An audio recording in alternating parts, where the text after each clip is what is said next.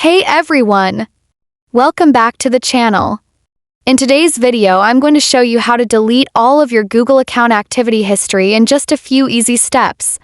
So let's get started. First, open your Chrome browser and in the search bar, type My Activity. You'll see a link at the top that says Google My Activity. Go ahead and click on that.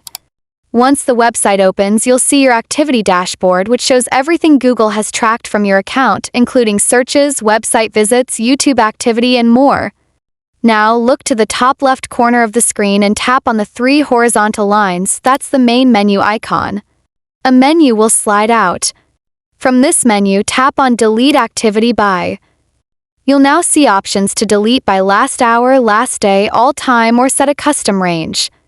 For this example, let's say I want to delete activity from the last day, so I'll tap on Last Day. Google will ask you to confirm, just hit delete and that's it.